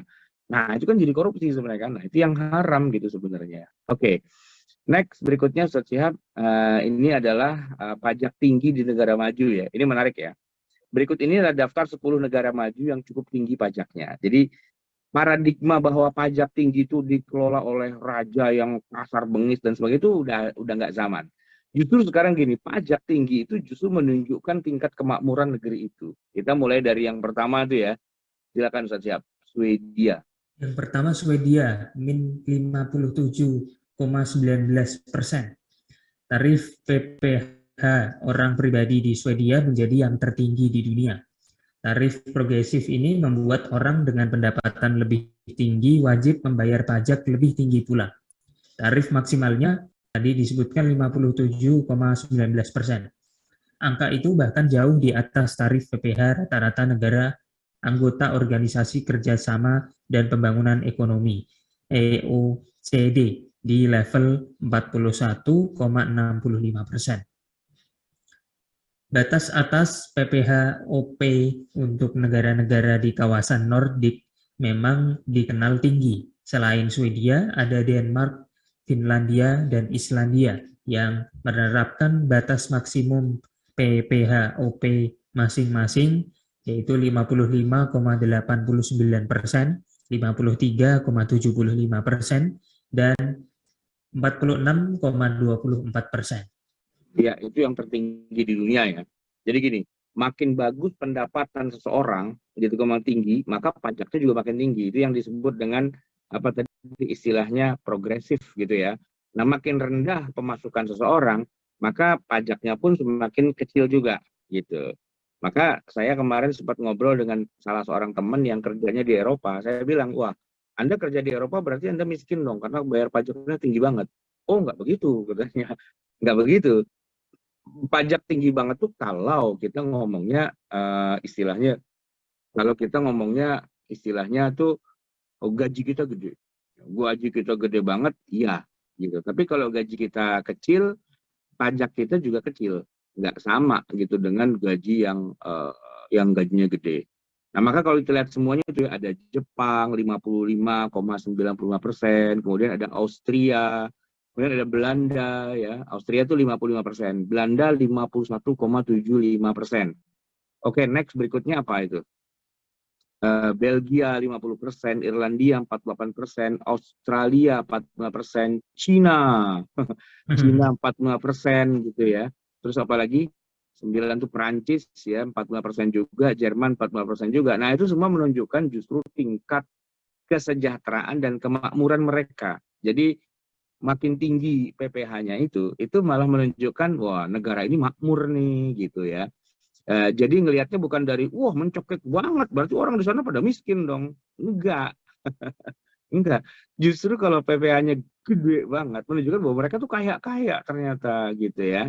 Nah, itu yang harus kita pahami ya, biar kita nggak bingung ya. Baik, sekarang yang bagian C nih Ustaz ya. Pajak di Saudi Arabia dan UAE. Pajak di Saudi Arabia dan Uni Emirat Arab secara resmi menerapkan pajak pertambahan nilai (PPN) atau Value Added Tax (VAT). Ini adalah pertama kalinya dalam sejarah kedua negara tersebut menerapkan pajak barang dan jasa. PPN sebesar 5% dikenakan atas sebagian besar barang dan jasa. Padahal sebelumnya negara-negara Teluk telah lama menarik bagi ekspatriat lantaran bebas pajak. Namun pemerintah di negara-negara tersebut kini ingin meningkatkan penerimaan negara di tengah kondisi harga minyak dunia yang rendah. PPN tersebut berlaku efektif sejak 1 Januari 2018 di kedua negara itu. UAE mengestimasikan pada tahun pertama penerapannya, penerimaan PPN akan mencapai sekitar 12 miliar dirham atau setara dengan 3,3 miliar dolar Amerika Serikat. PPN dikenakan misalnya untuk bahan bakar minyak, BBM, produk makanan, pakaian, tagihan, dan tarif kamar hotel. Akan tetapi ada beberapa jenis jasa yang tidak dikenakan PPN, seperti perawatan kesehatan, layanan keuangan, dan transportasi publik. Organisasi seperti Dana Moneter Internasional (IMF) sudah sejak lama meminta negara-negara Teluk untuk mendiversifikasikan sumber penerimaan negara, tidak hanya bergantung kepada minyak. Di Arab Saudi, lebih dari 90% penerimaan negara berasal dari industri minyak. Sementara itu, di UAE mencapai setidaknya 80%. Pemerintah Arab Saudi juga memberlakukan PPN atas produk tembakau dan minuman ringan. Pun jumlah subsidi telah dipangkas, yang selama ini dinikmati oleh warga. Di UAE, tarif tol dinaikkan. Selain itu, pemerintah juga menerapkan pajak bagi sektor pariwisata. Meskipun demikian, kedua negara tidak memiliki rencana untuk memperkenalkan pajak penghasilan. Saat ini, warga kedua negara tersebut tidak dikenakan pajak atas penghasilan yang mereka peroleh. Beberapa negara Timur Tengah lainnya juga berkomitmen untuk menerapkan PPN seperti Bahrain, Kuwait, Oman, dan Qatar. Namun penerapannya masih ditunda. Ya, sudah habis ya, Ustaz Syihab ya. Oke. Baik, jamaah sekalian yang dirahmati Allah, maka kajian kita pada pagi hari ini membahas lanjutan dari fikih pajak yang oleh beberapa orang masih dipahami sebagai produk masa lalu, yaitu semacam kayak pungutan liar gitu ya, pungutan liar yang dilakukan oleh raja-raja yang bengis, yang zolim, yang diktator dan seterusnya gitu ya. Sehingga gambaran pajak itu menjadi sedemikian absurd gitu, sedemikian jelek, sedemikian negatif gitu ya. Maka banyak para kiai, para ulama, para tokoh agama yang mengharamkan pajak gitu. Bahkan mengancam dengan hadis yang memang bunyinya orang yang memungut pajak itu masuk neraka, begitu ya. Padahal sebenarnya itu salah alamat, salah sasaran ya. Salah alamat kenapa? Ya karena sebenarnya apa yang dimaksud dengan pajak itu kalau sekarang tuh bukan itu sebenarnya ya. Pajak yang kita kenal sekarang itu bukan produk dari raja yang diktator ya, tapi berangkat dari ya fikih bernegara kita, bahwa masa-masa kekuasaan raja diktator itu sudah lewat, sudah selesai, sudah bubar kerajaan-kerajaan kayak gitu. Yang ada sekarang negara-negara yang dipimpin oleh rakyatnya, ya dengan istilah demokrasi atau apalah begitu kan. Tapi yang jelas negara ini sudah bukan lagi milik bangsawan. Ya, negara ini sudah bukan lagi milik kelompok orang tertentu, tapi sudah milik rakyat secara umum. Siapa saja bisa jadi pemimpin, siapa saja bisa jadi presiden, siapa saja bisa jadi rakyat, siapa saja bisa menjadi pemerintah. Dan pemerintah kapanpun bisa diturunkan, bisa digoyang, bisa dijatuhkan, dan seterusnya. Nah, ini adalah era di mana kita, masyarakat itu, tidak lagi hidup di bawah para raja. Nah, sehingga pajak yang dikenakan oleh para raja yang ada di masa lalu itu tidak tepat kalau dikaitkan dengan pajak yang kita kenal hari ini. Kenapa? Ya, karena dua hal yang berbeda. Maka membahas pajak dalam hukum Islam itu harus kita bedakan pajak masa lalu dengan pajak masa kini. Ya, karena walaupun sama-sama namanya pajak, tapi hakikatnya itu masing-masing berdiri sendiri, berbeda-beda. Nah, dengan kondisi yang berbeda, ya sebagaimana kita tahu al-hukmu yaduru ma'al illah ya. Yaduru ma'al illah wujuban au adaman gitu. Jadi ya kita harus menyesuaikan kondisinya.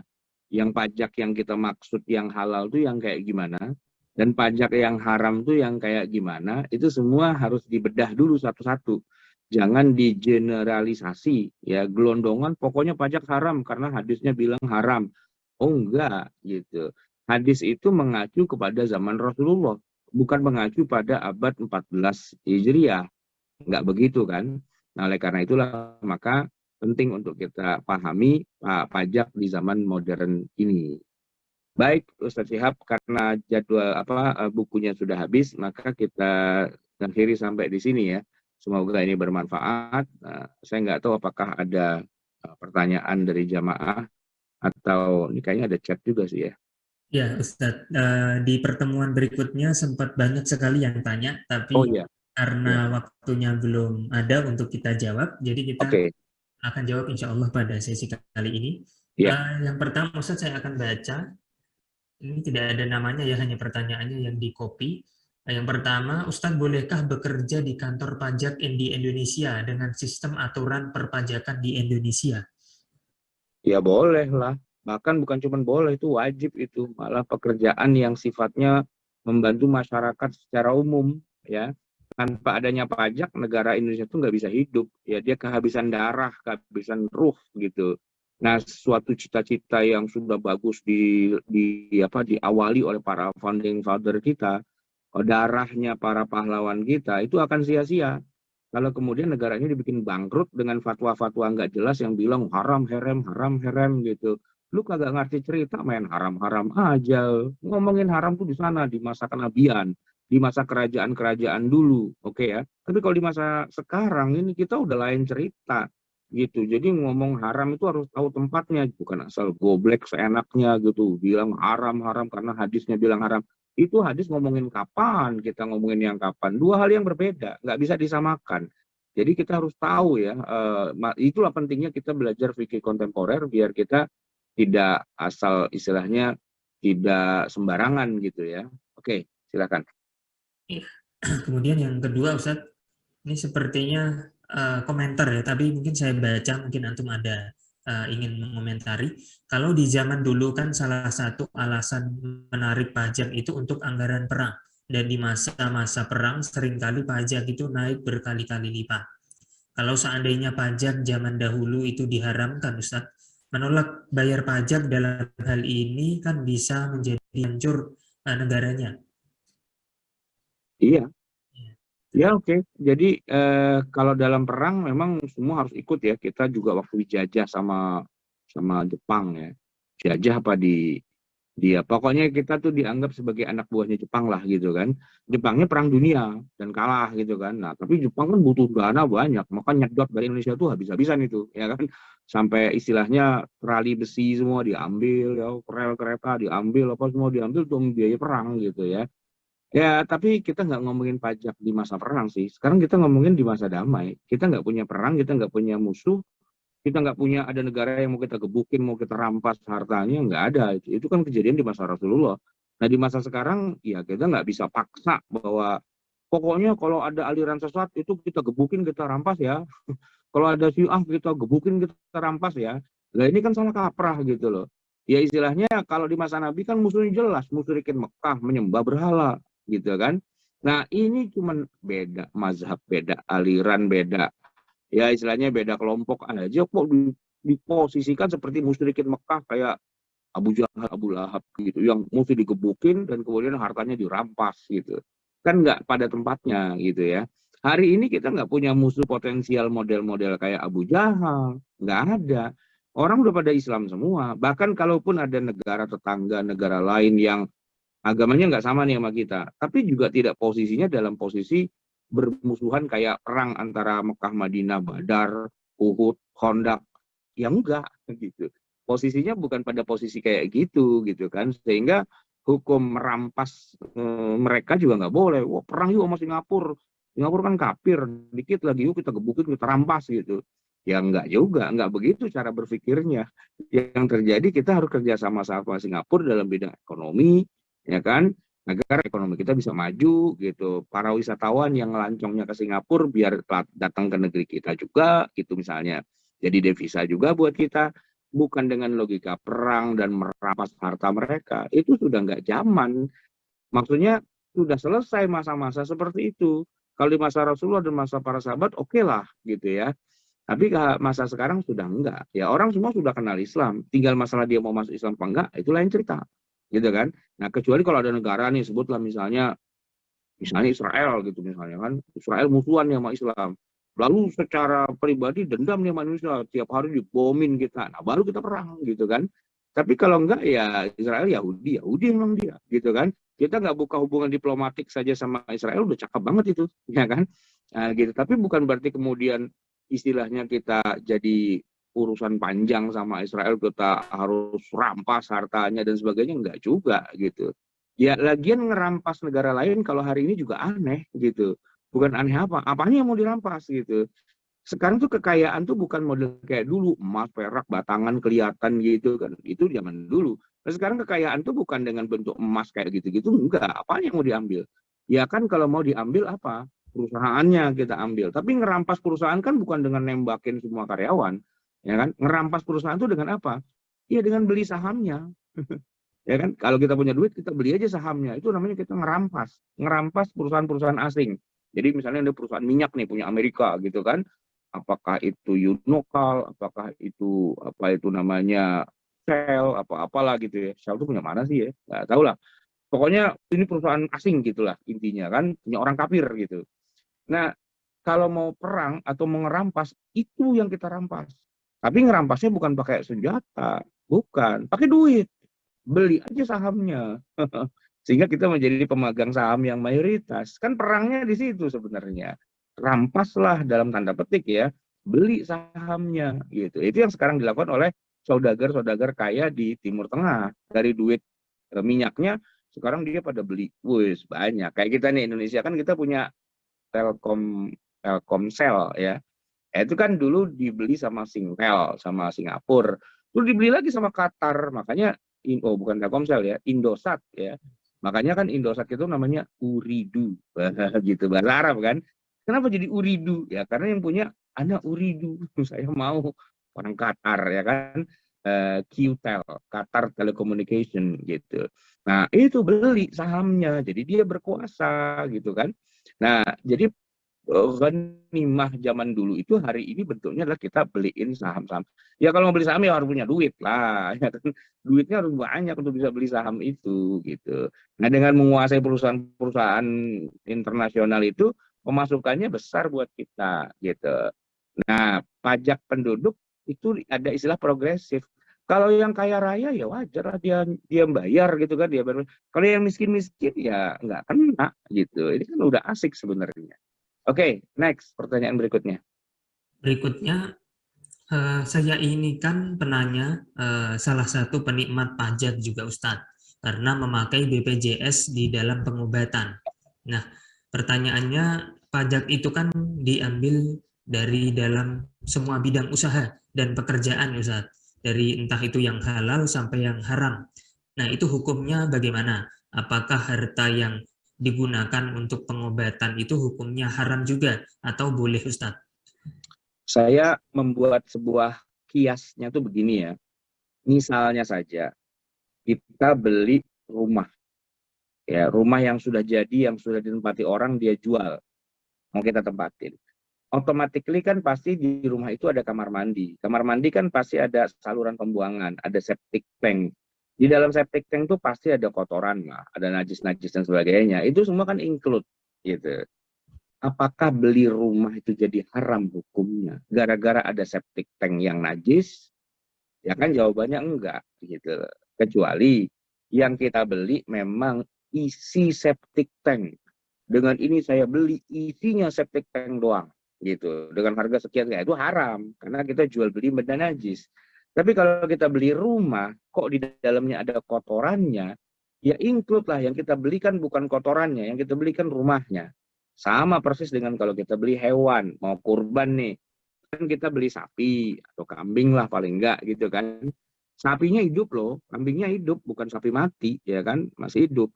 Nah di dalam perutnya kan ada najisnya, ada nya itu ada kotorannya. Itu termasuk yang kita beli apa enggak? Ya otomatis lah, orang dia hewan hidup ada kotorannya pasti dalam perutnya. Tapi kan nggak bisa dikatakan bahwa kita ini sedang transaksi beli kotoran hewan. Kan enggak. Yang kita beli ya sapinya, kambingnya. Kotoran tuh ya ikutan aja dia ada di situ. Nggak nih kita niatkan untuk kita ambil. Nah pajak tuh begitu juga. Saya tanya, dari sekian banyak jenis usaha di Indonesia, ribuan gitu. Saya tanya, yang haram pasti itu berapa persen? Yang bisnisnya itu haram, bisnis narkoba gitu misalnya. Bisnis minuman keras gitu misalnya. Berapa persen gitu ya. Nah ini yang harus kita juga proporsional gitu. Ya kalau emang betul-betul produknya narkoba, pastinya nggak bayar pajak, bayar sogok. Kalau emang betul-betul itu adalah ilegal gitu kan, nggak mungkin bayar pajak. Nyogok iya gitu kan. berarti nggak masuk ke pajak. Tapi kalau misalnya dia jualan minuman keras, khamr, dan itu bayar pajak, berapa persen sih pemasukan dari istilahnya dari khamr itu gitu istilahnya. Toh yang minum khamr juga belum tentu orang Islam juga kan. Yang minum ya orang kafir lah gitu kan. Tapi karena dia butuh usaha, ya apa dia menghasilkan, ya dia kena pajak. Lalu kembalinya pajak kan juga bukan kepada khusus umat Islam, juga kepada seluruh warga negara. Orang kafir, bikin perusahaan kafir, produknya produk kafir, yang beli orang kafir, ya kan, gitu. Nah, tapi kan orang kafir juga kalau sakit perlu dirawat, ya kan. Masa kalau siapa nih kafir, udah biarin aja mati, kalau perlu kita suntik mati sekalian, ya kan nggak gitu juga. Ya kan dia juga butuh perawatan. Orang kafir kan butuh sekolah juga, orang kafir kan butuh naik jalanan juga, butuh listrik juga, kan semua mereka juga butuh gitu. Jadi kalau mereka bayar pajak kan wajar istilahnya kan, mereka juga menikmati. Jadi jangan kemudian kita jadi koclak begitu, mentang-mentang ada orang kafir ikut bayar pajak, ya, atau maksiat itu bayar pajak, lantas semua pajak jadi haram gara-gara nilai setitik. Itu koclak namanya, cara berpikir begitu. Maksain banget pengen bilang pajak haram, tapi dia pakai logika yang nggak connect, nggak masuk akal. Ya kalau kayak gitu ya, berenang di kolam renang tuh hukumnya haram, najis. Kenapa? Karena pasti ada yang kencing di situ, ya kan? Pasti kencing itu, nggak mungkin enggak. Nah kalau gara-gara ada kencing satu dua orang kok kemudian kolam renang semuanya najis, ya berarti usaha kolam renang tuh haram hukumnya. Kenapa? Ya karena ada najisnya, gitu. Ya kan nggak boleh, ya kan? Nggak bisa dibilang seperti itu juga, gitu ya Ustaz Syihab. Baik, berikutnya.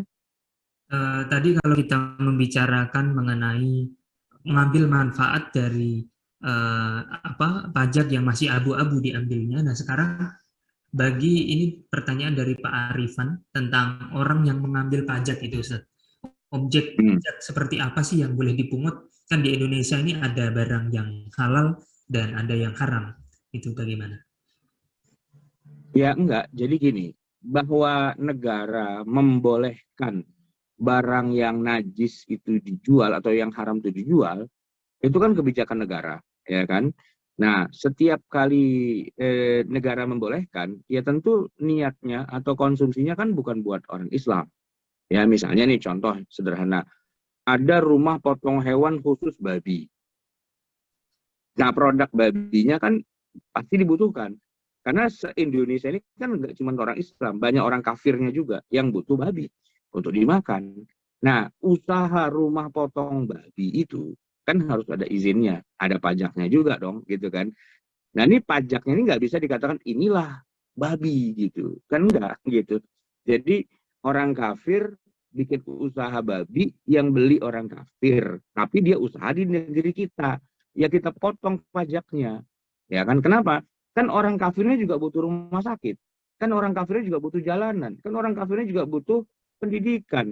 Masa dia nggak boleh kita ambil gitu? Terus dia kalau sakit gimana dong? Lu orang kafir lu nggak boleh hidup di rumah sakit kita. Orang kafir lu jangan lewat aspal, lu lewat kebun-kebun aja, kan nggak bisa begitu juga. Karena mereka juga menikmati, ya bahwa mereka kafir, mereka punya produk kafir, itu urusan mereka, gitu ya kan. Nah, yang salah adalah ini babi yang makan orang Islam, nah itu salah. Tapi jangan kemudian disalahkan kita yang memajakinya, gitu. Oke ya. Iya, iya. Jadi bisa kita mudahkan, ya sudahlah pajak yang haram itu kira-kira untuk mereka yang non-muslim begitu ya. Nah, iya kan yang menikmati pajak juga non-muslim juga, masa semuanya Islam. Kecuali kalau kita ngomong zakat, baru itu eksklusif buat umat Islam. Tapi karena kita ngomong kebersamaan, umat Islam kan cuma 82, sekian persen di Indonesia. Sisanya kan kafir semua. Nah, orang kafir kalau nggak boleh bayar pajak, atau kita nggak mau ngambil pajak dari orang kafir, terus mereka gimana? Ini kan kebersamaan kan. Jadi ya kita nggak bisa bilang bahwa pajak itu haram gara-gara yang bayar tuh orang kafir atau produknya produk kafir. Karena orang kafir juga butuh biaya gitu ya. Alhamdulillah Ustaz, yang di chat sudah kita diskusikan semua. Di sini ada Pak Ahmad angkat tangan, kita persilakan kalau begitu. Ya, silakan.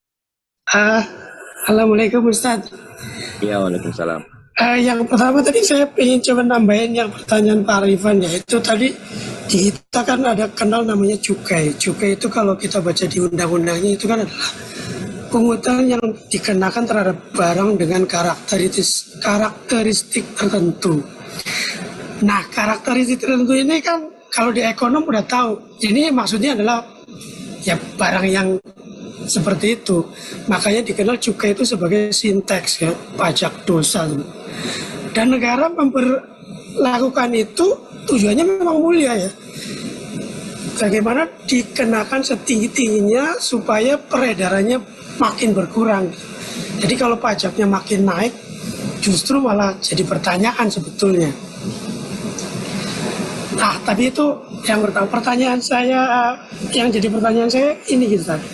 Kemarin itu kan kita bicara mengkaji soal tabakat Syafi'iyah ya. Di situ kalau nggak salah ulama Al-Qafal Zuhro itu punya satu fatwa di mana zakat bisa dipakai untuk kerangka pembangun prasarana dengan memasukkannya dalam asnaf kalau nggak salah fisabilillah ya. Artinya diperluas mananya dari fisabilillah itu tidak hanya perang fisik tapi juga perang lain-lain. Cuma tadi kalau lihat pembahasannya Ustadz, sepertinya 8 asnaf ini seperti sudah dikunci gitu loh.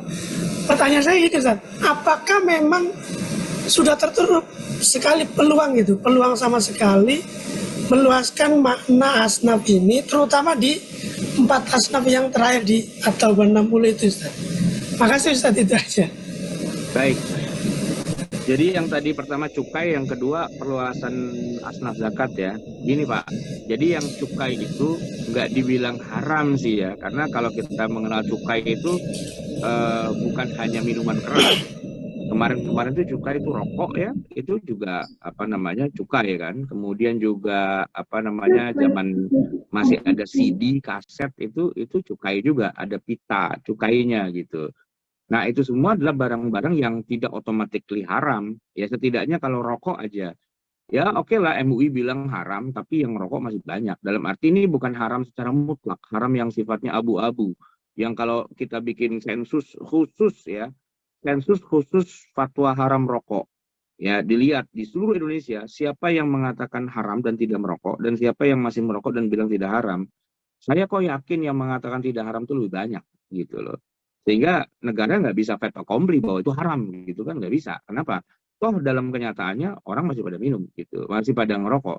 Akan jauh berbeda dengan minuman keras ya. Kalau kita tanya secara publik kepada umat Islam secara keseluruhan, khamar itu hukumnya apa? Mereka semua bilang haram walaupun mereka minum gitu. Dan peredaran rokok tidak seperti peredaran minuman keras. Dalam arti minuman keras memang yang minum pertama orang kafir pastinya. Selebihnya adalah umat Islam yang bandel-bandel gitu ya. Nah, jadi istilahnya begini, kalau ngomongin cukai gitu ya, lalu dibilang mutlak haram tuh yang enggak juga, gitu, enggak juga. Ya oke lah sebagiannya haram kalau itu minuman keras, tapi kan konsumennya juga bukan orang Islam, gitu kan. Sementara dia jualan di sini dan dia tinggal di negeri kita, ya dia harus bayar sesuatu dong, ya kan. Ya kalau kita mau mengizinkan dia tinggal di negeri kita sebagai orang kafir, nah dia kan perlu berjualan, lalu dia menjual produknya kafir kepada orang kafir, tapi jualannya di negeri kita, masa dia gratis? Ya kan dia bayar juga, gitu kan? Itu balik lagi sebenarnya ke situ juga. Jadi itu yang pertama. Nah yang kedua terkait dengan perluasan asnaf, begini, siapapun ulama pasti pernah berupaya meluas-luaskan zakat, ya. Tapi pertanyaannya begini, coba kasih contoh real negara mana atau khilafah mana yang pernah menjadikan zakat itu sebagai yang itu tadi, gitu. Kenapa? Nggak pernah, karena itu khilafiyah, gitu. Dan para ulama nggak berani untuk istilahnya melaksanakan istihad-istihad yang tadi nambah-nambahin itu. Sekedar wacana, iya. Sekedar opini, iya. Dipraktekkan nggak ada yang berani. Nggak ada yang berani ngambil dana zakat gitu ya, negara ngumpulin zakat gitu, kemudian buat bikin masjid, nggak ada yang berani. Mau khilafah Bani Abbasiyah, mau Bani Umayyah, mau Bani Utsmaniyah, nggak ada yang berani melakukannya. Gitu. Kenapa? Karena kan habis disikat oleh para ulama yang nggak setuju. Gitu. Jadi sekedar perdebatan wacana di kalangan para ulama, oke lah. Gitu. Tapi realisasinya itu nggak pernah terjadi. Nah, mendingan mereka bikin pajak yang lebih aman gitu. Karena kan itu pajak ya terserah kita lah, kita yang ngatur. Tapi kalau zakat itu kan domainnya domain Allah gitu. Jadi nggak bisa dong macem-macem sama domainnya Allah. Udah diatur sama Allah begini, begini, begini. Kemudian mau direkayasa kayak gitu, wah itu ngajakin perang itu dengan sesama ulama. Ya satu dua ulama yang kayak Kordowi kan juga punya ide besar itu. Misalnya ya zakat itu bisa buat bangun Islamic Center di negara-negara yang minoritas Islam, bangun masjid, bangun madrasah, kampus dan sebagainya, tapi di negeri minoritas Islam ya dengan syarat begini-begini itu masuknya fisabilillah itu. Kordowi itu salah satunya gitu. Tapi pertanyaannya adalah apakah itu disepakati oleh seluruh ulama? Itu tidak. Yang kedua, apakah dijalankan oleh pemerintahan Islam? Juga tidak gitu. Kita tidak menemukan ya istilahnya bukti nyata dari ide-ide tadi itu. Sebatas ide iya, tapi dipraktekkan itu tidak gitu. Nah, kalau emang iya juga, coba sebut yang mana. Misalnya nih Saudi. Saudi kan bangun Masjidil Haram, Masjidil Nabawi kan. Coba pertanyaan saya, apakah Masjidil Haram itu dibangun dengan uang zakat? Kan enggak. Tapi uang apa? Ya uang apa, BN-nya dia jual minyak gitu kan. Bukan dari zakat. Di Saudi itu zakat kecil gitu. Ayo, negara mana lagi yang katanya zakatnya hebat dan bisa bikin masjid, bikin sekolah, bikin kampus? Enggak ada. Pengelolaan zakat di hampir seluruh negara Islam itu kecil nilainya. Bahkan kalau di Indonesia itu bukan penerimaannya negara, itu penerimaannya ormas-ormas. Setiap ormas bikin bikin lembaga amil zakat, dia buat tamwilnya dia, buat menjalankan roda pemerintahannya si ormas itu. Organisasi Islam ada NU, ada Muhammadiyah, ada Persis. Mereka kan swasta kan, nggak ada biaya dari negara. Nah dari mana dia menghidupi, memutar roda itu ya dari lembaga amil zakatnya dia. Jadi kalau dari lembaga-lembaga itu kok bikin sekolah apa segala macam, enggak. Nah Muhammadiyah saya kasih contoh. Muhammadiyah tuh bangun sekolahan banyak banget loh itu. Tapi saya tanya, apakah itu zakat? Bukan. Muhammadiyah tidak membangun sekolah, kampus, rumah sakit dari dana zakat. Tidak. Dari mana? Ya dari wakaf. Dari wakaf, bukan dari zakat gitu. Tidak pernah terbukti secara empiris bahwa Muhammadiyah yang punya banyak begitu aset gitu ya, begitu banyak aset dari kampus sampai SD, sampai TK, sampai banyak banget gitu, itu dari dana zakat, itu enggak. Dari sabilillah gitu enggak. Ya dari wakafnya umat Islam ketika mereka serahkan kepada Muhammadiyah, ini saya jadi aktivis Muhammadiyah nih, saya punya duit, saya punya kekayaan, saya datang kepada pengurus Muhammadiyah, Pak, saya mau wakaf nih gitu. Bukan saya zakat nih pada Muhammadiyah, tolong bikin masjid. Enggak dari zakat gitu. Gontor itu punya pondok pesantren gede banget, cabangnya di mana-mana dan punya sawah berhektar-hektar, punya pabrik, punya apa? Apakah itu zakat? Bukan. Itu wakaf gitu. Jadi kalau dibilang zakat itu bisa untuk ini, bisa untuk itu, teori ya, saya bilang, prakteknya coba kasih saya contoh. Di mana ada zakat yang betul-betul bisa melahirkan itu semua? Real gitu. Nggak ada. Belum ketemu sampai sekarang. Makanya kemarin seperti saya awali gitu ya, Pak dosen saya waktu di itu bilang, dengan zakat ekonomi umat akan maju. Kalau nggak ada zakat akan hancur. Negara yang maju itu kalau zakatnya maju. Nah, saya cuma punya satu pertanyaan, Pak. Apa? Negara mana itu yang maju gara-gara zakatnya maju? Terus dia diam lama. Ya, nggak ada sih ya. Nah, berarti yang Bapak bilang barusan apa tuh? Ya, itu mungkin baru opini kali. Baru keinginan gitu. Tidak terbukti secara empiris bahwa ada sebuah negara maju ekonominya, punya infrastruktur yang banyak, itu gara-gara zakat. Itu nggak pernah terjadi. Gitu. Secara prakteknya. Kalau secara angan-angannya mungkin iya, banyak yang berangan-angan seperti itu. Tapi hatta di masa Rasulullah pun zakat juga tidak pernah menjadi solusi. Nah di zaman Rasul itu ghanimah, faik gitu, bukan zakat gitu ya. Begitu Pak. Ya. Alhamdulillah Ustaz, sudah kita jawab semua pertanyaan dari para jemaah. Kalau begitu mungkin kita cukupkan sesi kita bagi hari ini Ustaz. Iya, silakan. Tutup dengan doa, mungkin Antum bisa memimpin doa. Saya akan doanya di layar. Baik. Bismillahirrahmanirrahim. Alhamdulillahirabbil alamin. Hamda yuwafi ni'amahu wa yukafi'u mazidah. Ya Rabbana lakal hamdu wa lakal syukru kama yanbaghi li jalali wajhika wa li 'azimi sultanik. Allahumma salli wa sallim wa barik ala Sayyidina Muhammadin wa ala ali Sayyidina Muhammad. Rabbana anfa'na bima 'allamtana, Rabbi 'allimna alladhi yanfa'una, Rabbi faqihna wa faqih ahlana wa qarabatin lana fi dinina ma'ahlil kutri unsa wa zakar. Rabbi wafiqna wa wafiqhum lima tertadhi qawlan wa fi'lan karama, warzuqil kulla halalan daima wa akhilla atqiya ulama, nahdha bil khair wa nukfa kulla syarr. Rabbana aslih lana kulla syu'un wa aqirra birridha minkal uyun, waqdi anna rabbana kulla duyun qabla an ta'tiyana rusulul manun. Waghfir wastur anta akraman satar, wa salatullahi taghshal mustafa man ilal haqqi da'ana wal wafa, بكتاب فيه للناس شفاء وعلى الآل الكرام الشرفاء وعلى الصحب المصابيح الغرر. اللهم اهدنا بهداك واجعلنا ممن يسارع في رضاك ولا تولنا وليا سواك ولا تجعلنا ممن خالف أمرك وعصاك وحسبنا الله ونعم الوكيل ولا حول ولا قوة إلا بالله العلي العظيم ولا حول ولا قوة إلا بالله وصلى الله على سيدنا محمد وعلى آله وصحبه وسلم والحمد لله رب العالمين والسلام عليكم ورحمة الله وبركاته. Waalaikumsalam warahmatullahi wabarakatuh. Terima kasih kepada guru kita. Kita ucapkan terima kasih yang sebesar-besarnya kepada Ustadz Ahmad Sarwat atas materi yang disampaikan. Kita doakan sama-sama semoga beliau selalu di dalam kesehatan dan dimudahkan segala urusannya.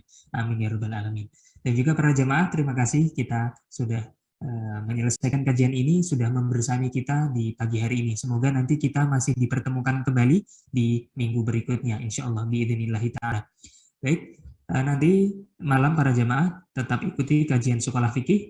Pada nanti malam insya Allah jadwal kita akan bersama Ustadz Ahmad Zarkasih dalam pembahasan hadis-hadis ahkam. Silakan dihadiri jam 8 sampai selesai. Oke, kalau begitu kita cukupkan sesi kita pagi hari ini dengan bersama-sama membaca doa kafaratul majlis. Subhanakallahumma wa bihamdika asyhadu an la ilaha illa anta astaghfiruka wa atubu ilaik. Saya mohon undur diri. Wassalamualaikum warahmatullahi wabarakatuh. Allah wabarakatuh.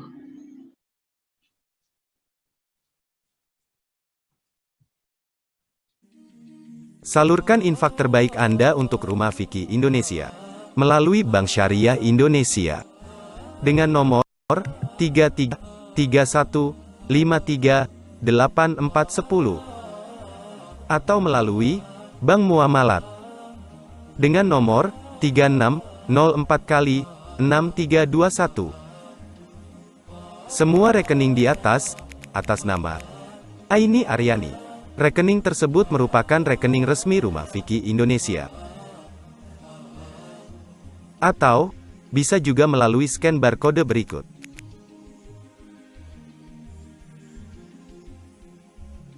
Atau langsung menuju ke halaman rumahfikih.com/donasi. Semoga Allah senantiasa membalas segala kebaikan kita dengan penuh limpahan rahmat-Nya. Amin.